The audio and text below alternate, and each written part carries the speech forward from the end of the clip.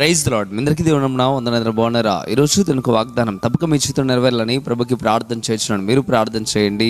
నేను నిన్ను మరువను. యెషయా గ్రంథం 49వ అధ్యాయం 15వ వచనం. ప్రియమైన ఈ లోకంలో ఉన్న వారందరూ నన్ను మర్చిపోయారు, అయిన వారు నాకు దగ్గర ఉన్నవారు, నేను ప్రేమించిన వారందరూ కూడా నన్ను మర్చిపోయారు, నన్ను విడిచిపెట్టారు అని బాధపడుతూ ఉన్నావా?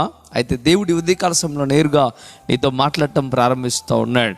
ఎవరు మర్చిపోయినా, ఎవరు విడిచిపెట్టినా నేను మాత్రం మర్చిపోను అని దేవుడు చెప్పడం ప్రారంభిస్తూ ఉన్నాడు. ఈ వచనాన్ని మీరు పూర్తిగా చదవగలిగితే అక్కడ రాయబడుతున్న అర్థం ఏంటంటే, తల్లి గర్భము దాల్చి బిడ్డల్ని కని ఒకవేళ ఆ తల్లైనా విడిచిపెడుతుందో లేదో కానీ, ఒకవేళ ఆ తల్లైనా విడిచిపెట్టినా నేను మాత్రం నిన్ను విడిచిపెట్టను అని చెప్పడం ప్రారంభిస్తూ ఉన్నాడు. నిజంగా ఒక తల్లి బిడ్డను విడవడం అంటే ఎంతో కష్టతరమైన పని. కానీ అలాంటి తల్లే ఒకవేళ విడిచిపెట్టినా కానీ నేనైతే విడవను అని చెప్తా ఉన్నాను. అంటే ఈ మాటకు అర్థం ఏంటంటే, నీ తల్లి కంటే, నీ తండ్రి కంటే, ఈ లోకంలో ఎంతో మంది కంటే ఎక్కువ ప్రేమ చూపించగలిగిన వాడు నేనే అని దేవుడు చెప్పడం ప్రారంభిస్తూ ఉన్నాడు. ఈరోజు ఒకవేళ మనుషులైతే విడిచిపెట్టవచ్చు, కానీ దేవుడైతే విడిచిపెట్టాడు. అందుకే బైబిల్లో ప్రారంభం నుండి అలాగే వెనక నుండి ముందుకి మనం కొలవగలిగితే మధ్యలో వచ్చే వచనం ఏంటో తెలుసా? మనుషులు నమ్ముకున్నట్టు కంటే యెహోవాని ఆశ్రయించడం మేలు అని రాయబడి ఉంది. ప్రియమైన బిడ్డారా, ఒకవేళ మనుషులు విడిచిపెట్టవచ్చు, మనుషులు మనల్ని మర్చిపోవచ్చు, కానీ దేవుడైతే మర్చిపోడు, విడిచిపెట్టడు. అందుకే దయచేసి దేవుని మీద ఆధారపడడానికి ఇష్టపడండి. చాలామంది దేవుని మీద ఆధారపడ్డు మనుషుల మీద మాత్రమే ఆధారపడతారు. అందుకే మోసపోవడం కానీ, అనేకమైన విషయాల్లో నష్టపోవడం కానీ జరుగుతూ ఉంది. దయచేసి ప్రియమైన దేవుని కుమారుడా, నువ్వు నష్టపోయిన వరకు చాలు, ఇక మీద నువ్వు ఇబ్బంది పడ్డ వరకు చాలు.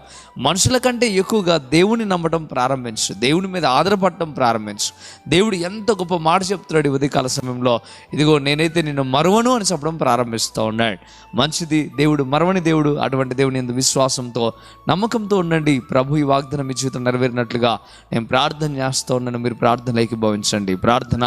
పరిశుద్ధుడా, వందనాలు ప్రభువా. నిజమేనైనా ఈ లోకంలో ఏది శాశ్వతం కాదు. ఎవరు కూడా నైనా మమ్మల్ని నీలాగా అంతగా ప్రేమించలేరు నైనా. అయ్యా, నీవు ప్రేమించిన రీతిగా ఈ లోకంలో ఎవరూ ప్రేమించలేరు కనుక సంపూర్ణంగా నీ పాదముల దగ్గర పడిపోతూ ఉన్నాం. అయ్యా, నువ్వు మరవని దేవుడు కనుక అయ్యా మమ్మల్ని హక్కును చేర్చండి. ఏ బిడ్డైతే బాధతో ఇబ్బందితో ఉన్నారో, అందరూ విడిచిపెట్టి అనాథగా బ్రతుకుతూ ఉన్నారో, వారందరినీ మరొక నీ కౌగిల్లో భద్రపరచుకోండి. ప్రభువా, మీకు వందనాలు. అయ్యా, మీరు అంటున్నారు నాయన, రెక్కలు చాచి మరీ అయ్యా పిలుస్తూ ఉన్నారు నాయన. అయ్యా, మీరు నా ఎదుకు రండి, నేను మీకు విశ్రాంతి కలుగు చేస్తాను మీరు చెప్పడం ప్రారంభిస్తూ ఉన్నారు. నిజమే, ప్రతి బిడ్డ కూడా అర్థం చేసుకొని మీ దగ్గర రావడానికి సహాయం దయచండి. ఏ బిడ్డ అయితే ప్రశ్చాత్తాపంతో నా దేవుడు నాకున్నాడని ఈ వాగ్దానం వింటూ కన్నీళ్లు కారుస్తూ ఉన్నారో, వారిని మీ హక్కున చేర్చుకోమని యేసయ్య నామములో వేడుకుంటున్నాము తండ్రి. ఆమేన్.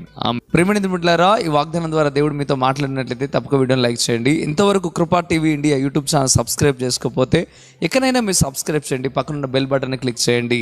ప్రియమైన బిడ్డలారా, ఈ వాగ్దానాన్ని మీరు అనేకులకు షేర్ చేయడం ద్వారా సువార్త ప్రకటించిన వారు అవుతారు, అనేకులను బలపరిచిన వారు అవుతారు. ప్రభు మిమ్మలను, మీ కుటుంబాలను దీవించి ఆశీర్వదించును గాక.